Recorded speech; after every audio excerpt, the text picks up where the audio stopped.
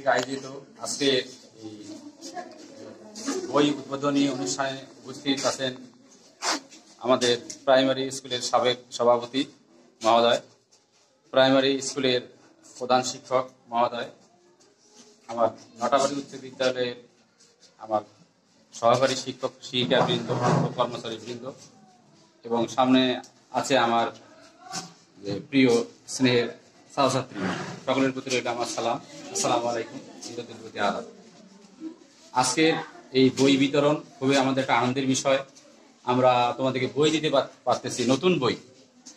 এই বই তোমরা ভালোভাবে ব্যবহার করবে এবং এই বই আগের মতো বই নাই। আমাদের 12 সালে যেরকম বই ছিল, অর্থাৎ